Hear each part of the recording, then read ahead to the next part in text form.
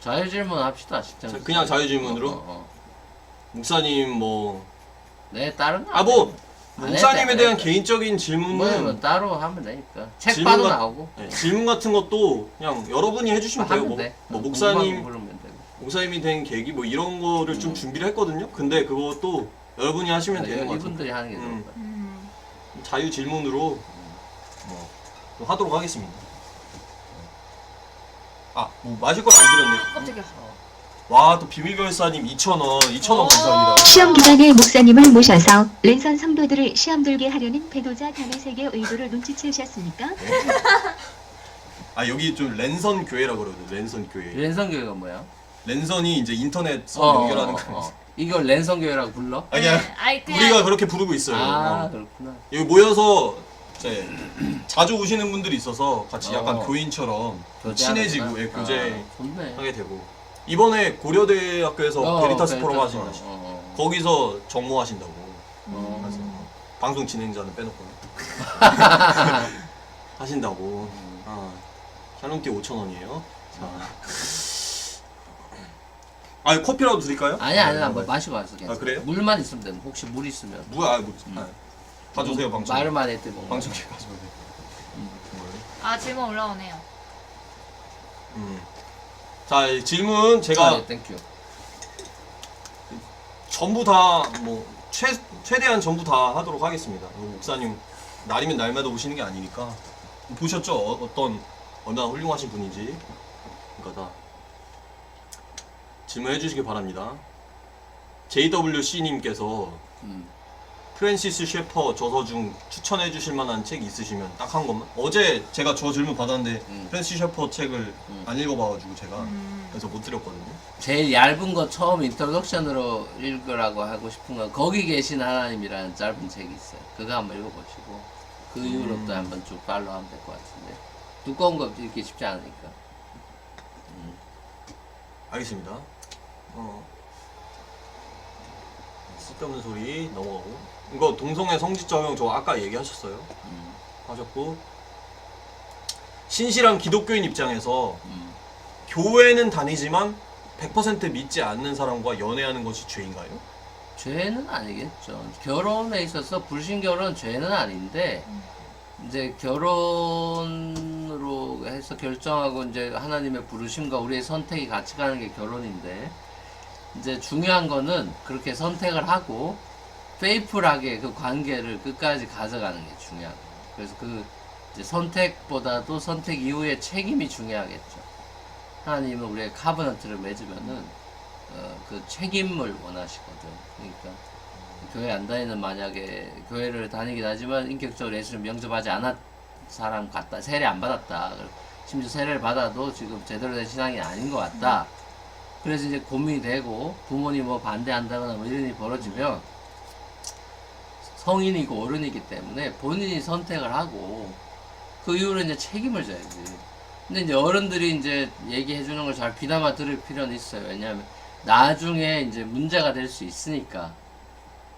그럼 내가 자신이 없으면 선택하면 안 되겠지. 알겠습니다. 자, 이제부터 질문 하나당 답변 시간 2분 드리겠습니다. 오케이. 감사하겠습니다. 자, 다음 백은별 씨가 네. 하나 마음에 드는 거 읽어주세요. 마음에 드는 거 하나 읽어주세요.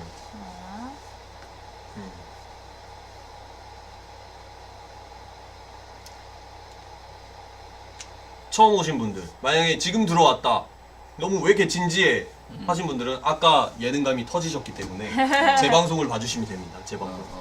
가장 반복을 많이 한 설교 이렇게 나오네. 그러네요.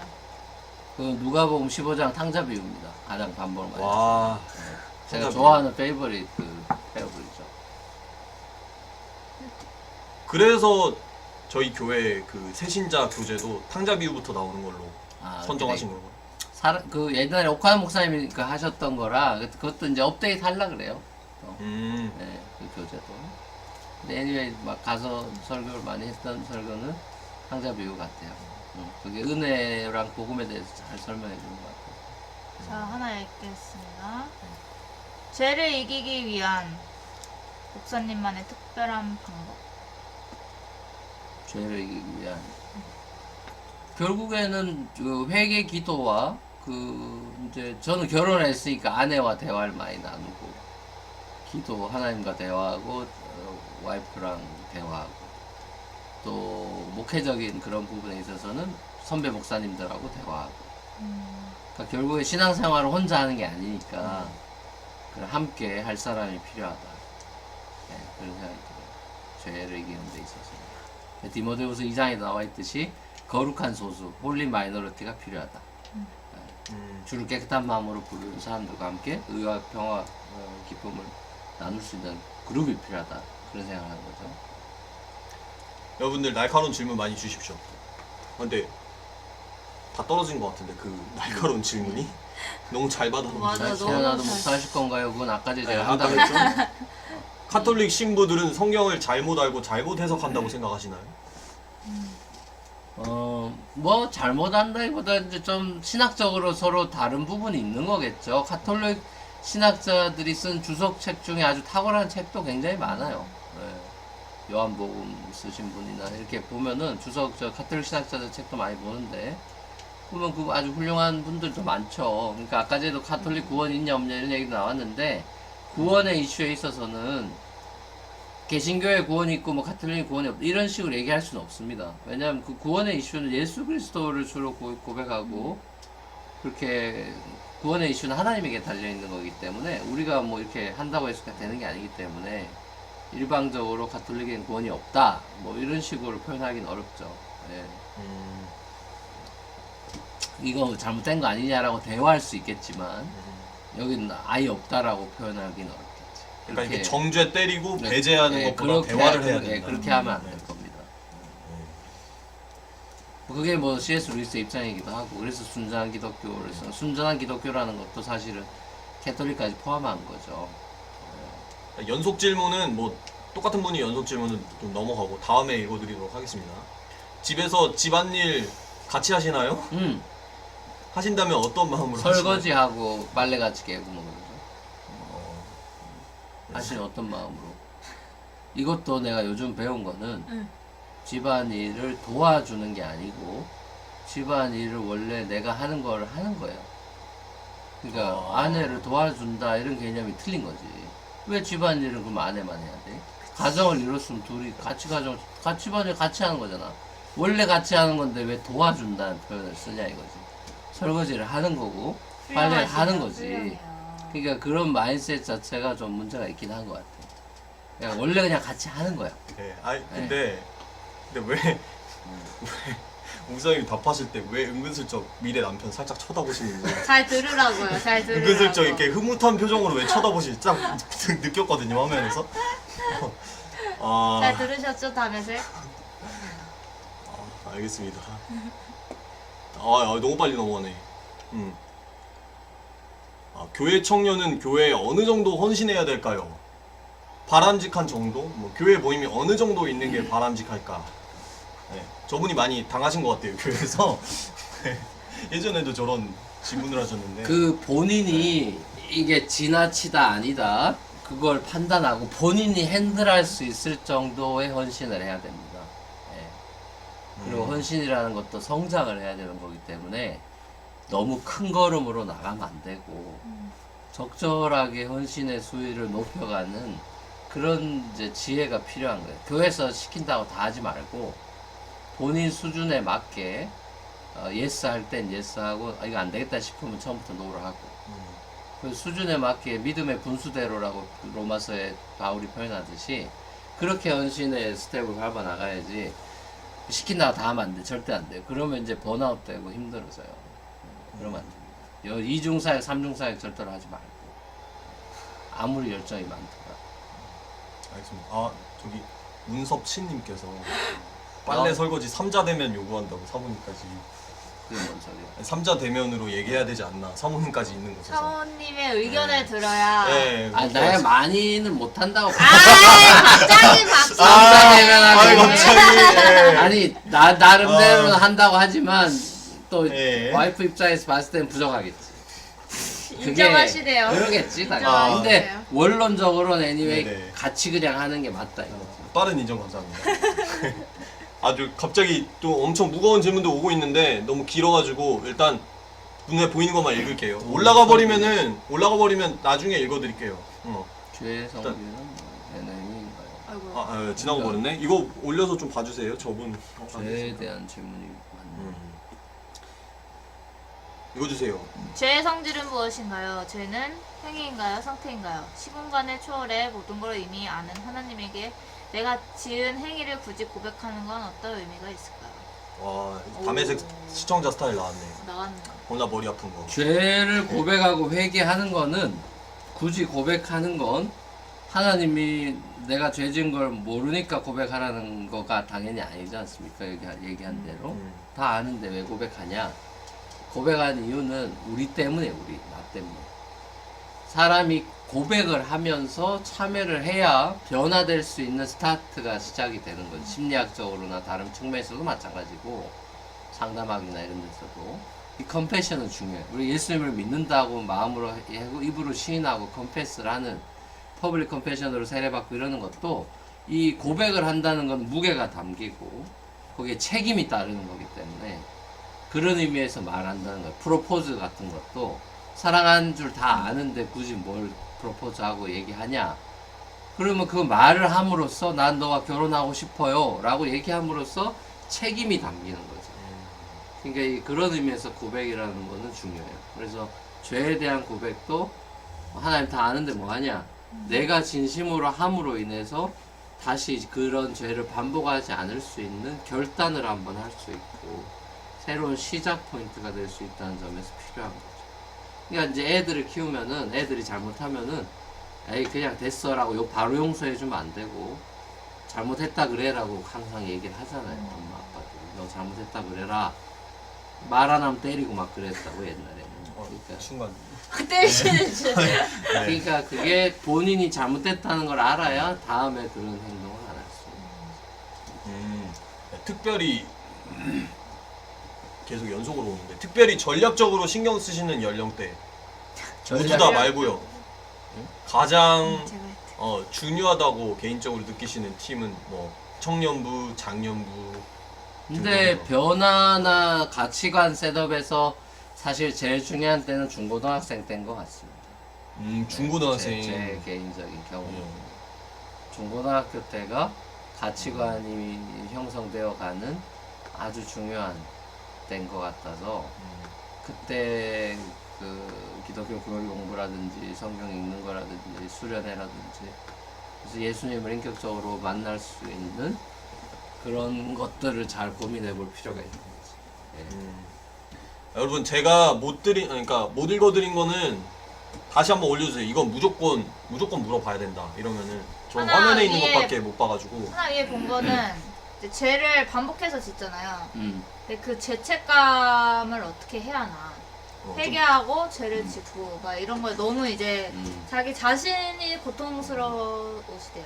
이게 근데 좀 부연 설명하자면 저분 어제도 얘기하셨는데 이거는 좀 죄책감 정도가 아니라 그런 경우가 있어요. 진짜 거의 막 강박장애 걸릴 정도로 진짜 그 지옥에 대한 공포 이런 것 때문에 그러니까 정신과 의사들도 그런 경우가 굉장히 많대요.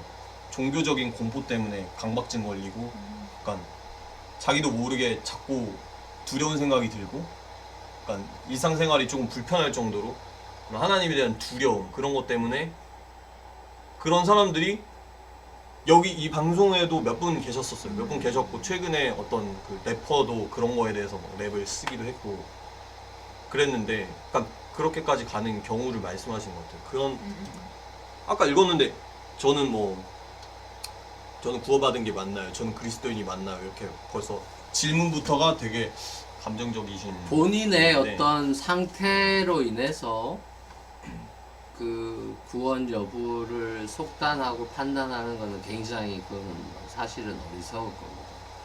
구원이라는 거는 내가 어떻게 지금 신앙생활을 잘하고 교회 열심히 다니고 괜찮은 컨디션에 있다고 해서 구원을 받고 내가 지금 막 엉망이고 클럽 다니고 뭐 술 마시고 어쩌고 이런다고 해서 난 구원 못 받고 이렇게 우리의 행위에 따라서 구원 여부가 결정나는 게 아니라는 게 복음의 핵심이에요. 그래요. 구원은 은혜로만 받는다는 게 구원의 핵심이잖아.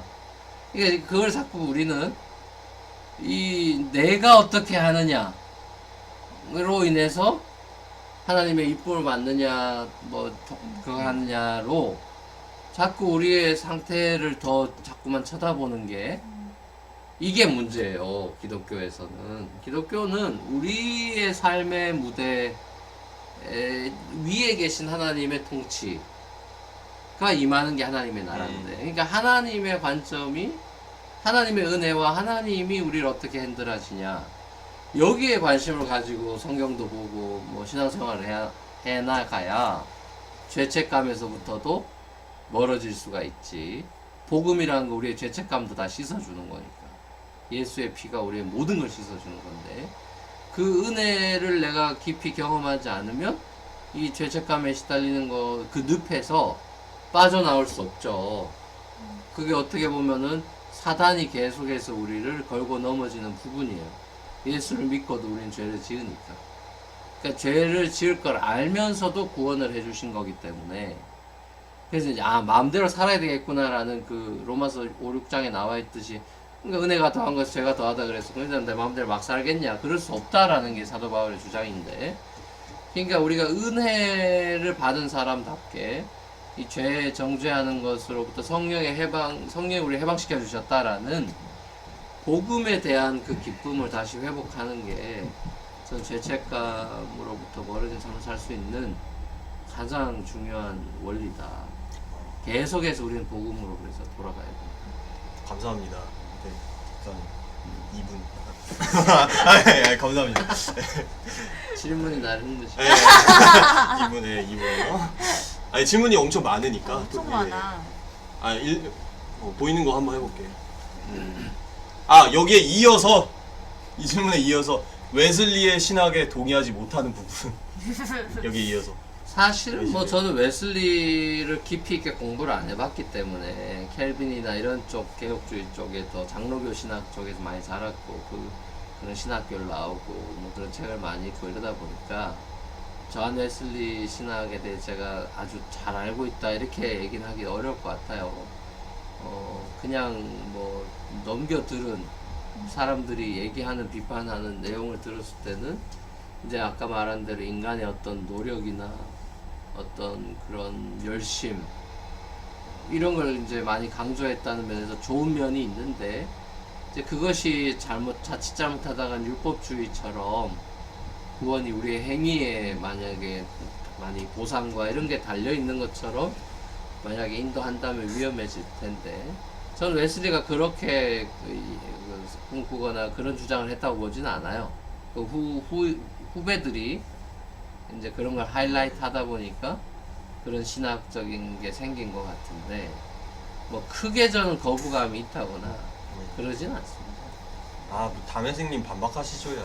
반박이 아니라 그냥 개인적으로 질문 드리고 싶은 거는, 그러니까 인간한테 예수님을 그러니까 우리가 선택해서 예수님을 믿을 수 있는 자유가 있다고 생각을 하세요? 우리의 선택이 있느냐? 예수님을 믿을 수 있는 자유, 뭐 우리의 행위로 구원받는다 이런 건 뭐 웨슬리도 그런 걸 한 게 아니니까. 이니시에이션은 하나님이 하고 인간이 선택이 없다라고 얘기하기는 어렵겠죠. 왜냐면 우리가 죄를 고백하고 하나님 앞에 엎드렸을 때 믿음을 선물로 받는 거니까. 그러니까 내가 믿었다고 하기는 어렵죠, 사실은. 그런 면에서는. 왜냐하면 이제 바울이 믿음을 선물로 표현을 했으니까. 그러니까 선물은 내가 획득할 수 있는 게 아니니까. 선물은 그냥 딜리버리가 된 거니까. 그런 전적인 은혜인데, 그렇다고 해서 나의 선택이 없었냐? 내가 그래도 선택을 주님 앞에 엎드렸고 내가 믿겠다라고 했으니까 그런 면에서는 선택이 있지만, 그게 내가 믿었다는 걸 자랑할 수 있거나 뭐 그 부분의 하이라이트가 되는 건 당연히 아니겠죠. 동의합니다. 그러니까 큰 그림으로 봤을 때 전적인 하나님의 선물 은혜다 이렇게 표현을 해야 되지만, 그 중간에 우리의 선택이 있다. 그렇습니다. 선택도 저는 있다고 봅니다. 아까 선택할 수 있게 인도해 주신 거겠죠. 네. 회개도 내가 하는 거니까. 아까 질문을 주신 그 죄에 대한 죄책감 질문 주신 분께서 그렇다면 이렇게 죄를 계속 지어도 괜찮은 건가요? 심지어 저는 예배를 드리고 하나님을 기쁘게 찬양한 후에 예배를 마친 후에는 죄에 대한 공포 때문에 순식간에 얼굴이 구겨지고 육두문자가 절로 나오는 자신을 봅니다. 죄책감을 무시하고 복음에만 집중하며 살아가면 되는 건가요? 무시한다기보다는 이런 연약하고 죄가 있는 나를 예수님이 이렇게까지 나를 위해 죽으시고 하나님이 독생자까지 보내시고 하셨다라는 게 이게 정말 어메이징한 거구나. 나라면 이렇게 할 수 있을까? 내가 누군가를 사귈 때 계속 변하지 않고 나를 힘들게 하는 자매나 형제를 내가 계속해서 케어하고 사랑할 수 있을까? 못하잖아요, 우리는 솔직히.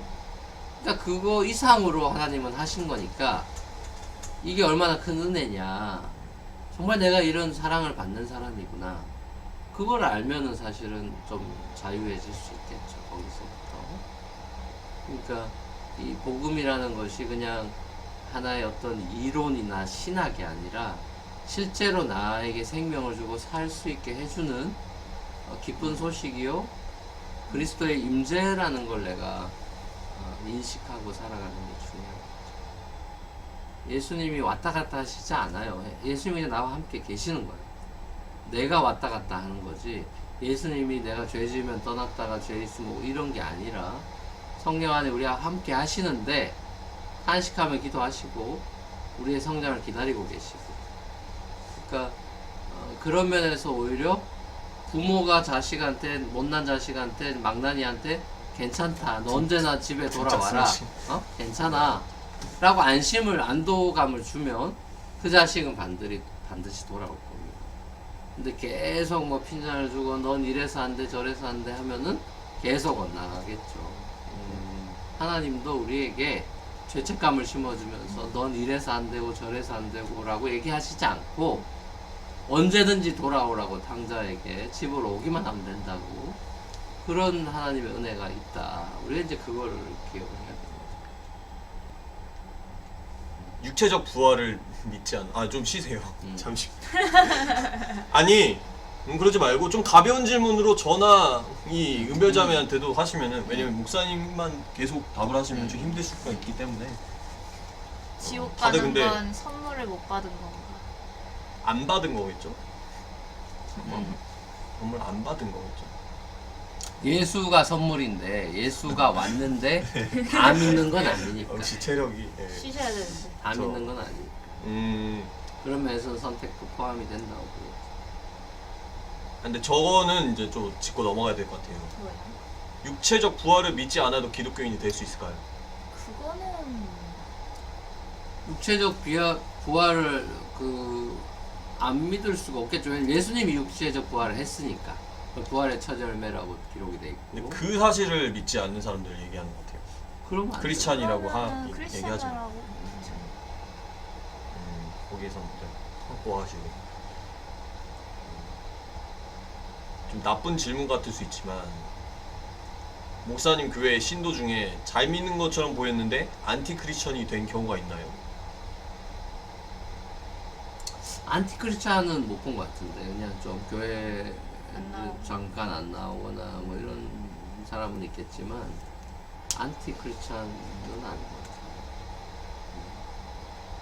그런 사람 잘 못 본 것 같아요.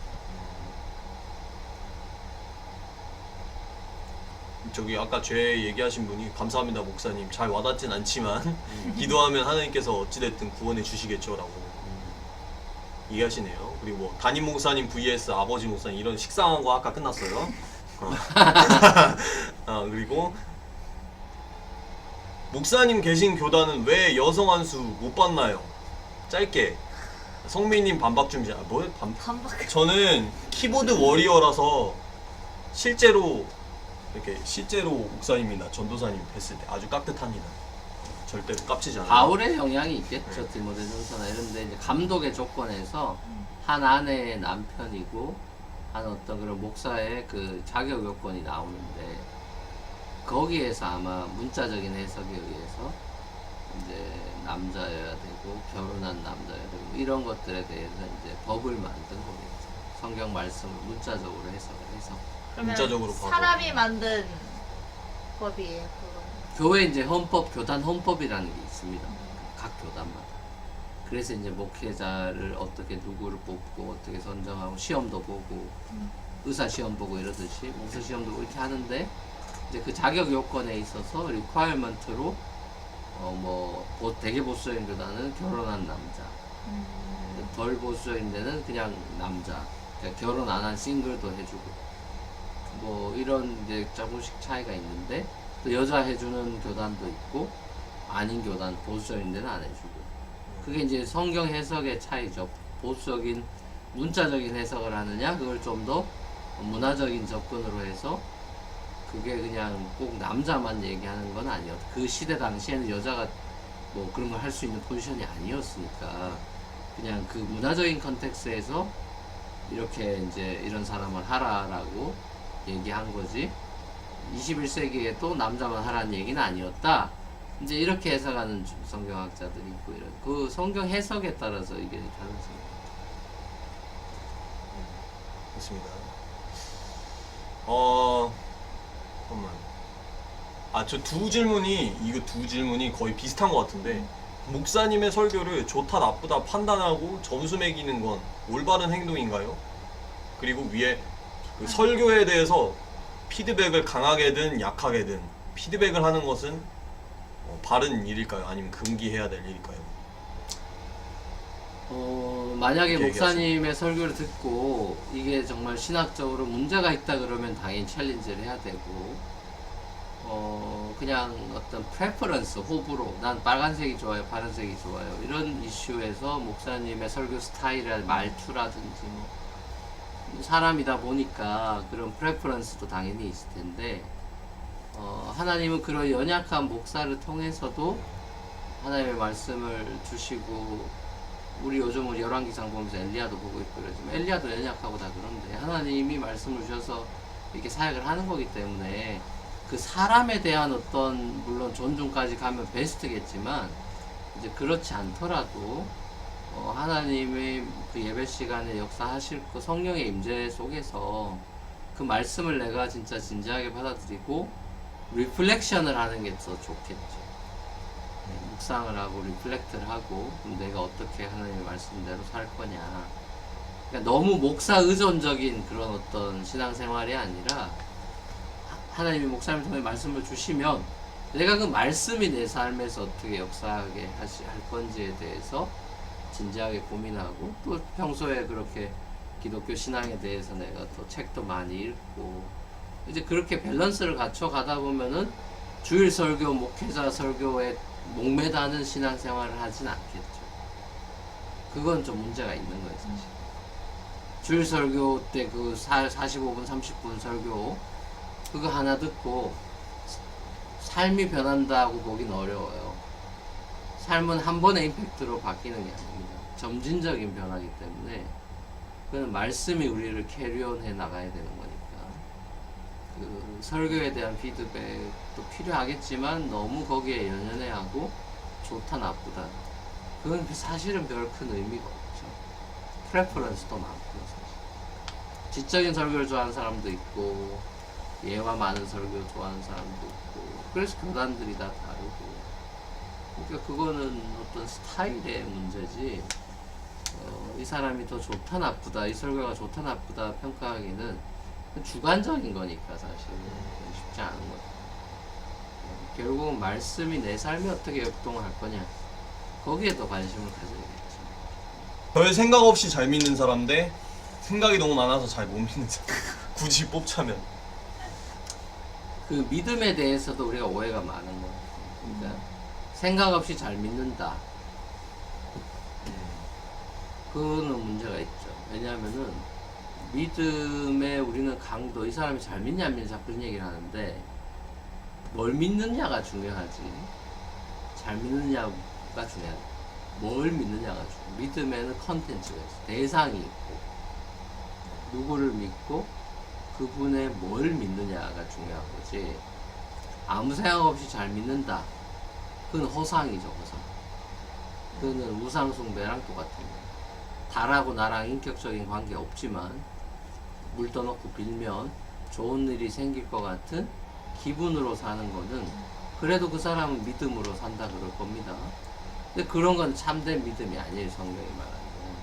그러니까 믿음의 대상과 믿음의 컨텐츠가 있어야 된다. 그러니까 아무 생각 없이 예수 믿는다는 건 말이 안 되는 거고. 그리고 너무 머리가 커서 뭐 예수를 못 믿는다. 자, 그거는 자기의 어떤 철학이나 주관이 강해서 그런 건데, 가장 결정적으로는 성경에 대해서 잘 몰라 그래요. 그 사람. 세상 지식이 많지만 성경을 제대로 읽어본 적이나 공부해 본 적이 없는 거죠. 근데 성경을 제대로 알고 배우는데 믿음이 안 들어온다. 그런 일은 거의 없다고 봐요. 성경은 사람을 변화시키죠.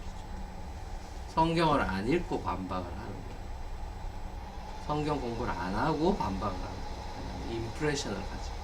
잘 모르고 그냥 싫다고 얘기하는 거예요. 근데 그거는 빼야 하진 않지. 알고 반박을 해요. 자매님에게도 왔는데. 네, 나한테? 이거 없어졌어. 자매님은 결혼 날짜가 언제 있나요? 미국에서는 결혼식에 무엇을 먹나요? 뜬금없이 궁금하네요. 혹시 축가하는 자매생님이? 갑자기 생겼네요. 나 이미 버킷리스트 이뤘는데. 하는 거? 저는 아직 잘 모르겠어요. 지금 목사님께서 많이 도와주시고 계셔요. 네. 아마 하면 내년에 하지 않을까요, 저는? 축가는 뭐 조건 보고 잘. 조건이요? 아니. 따로 봅시다. 5분에 5분에 한 번 웃음 좀. 여러분도 같이 웃어주세요. 예. 웃어야 돼. 난 예능하러 나왔는데 너무 떨어졌어 이게. 그러면 혹시 뭐 더 하실 체력이 있으시면은 난 체력 혹시 남는 건 체력. 갑자기 생각난 건데 성경 이상의 월드컵 한번 하실래요? 되게 빠르게 5초 만에 고르는 걸로. 5초 만에. 5초 만에. 한번 하실래요? 솔직히 저 하는 거 보면서 하시고 싶으셨죠? 오! 이 타이밍에 샬롬띠 한번 보고 쉬어가야죠. 안 보면 나 허전하죠. 창피해! 와, 솔케이님께서 만원 기부, 창세 전부터 예정된 만원 기부. 빨리 하세요. 일단 뭐 하는데? 리액션 해드린 거예요. 만원 기부해 주셔가지고. 창피한 리액션이에요. 창피한 리액션. 너무 그 좋아. 전에 담에색 가라사대 네게 이르노니 5,000원뿐 아니라 5,000원씩 500번이라도 할지니라. 감사합니다. 하세요. 우리 빨리 크리스찬님. 하세요. 재밌네. 센스 있네. 오늘은 두 번째로 하셨으니까 또 같이. 오지구요 진리구요. 목사님 더 이상 더 못하겠습니다. 알겠습니다. 목사님은 제발 채통을 지켜주세요 하는데 왜 지켜야 돼? 감사합니다. 생각보다 힘드네요. 질문 다 넘어가 버렸어. 질문 넘어가서 뭐 나중에 뭐 시간 좀 더 드릴 테니까 조금 더 드릴 테니까 일단은 솔직히 이상형 월드컵 저 하는 거 보시면서 한번 해보고 싶다 생각하셨나요? 저 계속 물어. 결혼한 사람 사이에서 이기면 죄인가요? 이것만 하고 넘어갑시다. 이것만 하고. 아니 죄 아닌데. 결혼해서 아기를 뭐 많이 낳으면 좋지만 책임을 못 지니까 그 책임 때문에 나름대로 조절하겠다고 하는 거니까 그거 전 죄라고 보진 않습니다. 알겠습니다. Oh, you've got to go home now. Okay, go ahead. Thanks for joining us.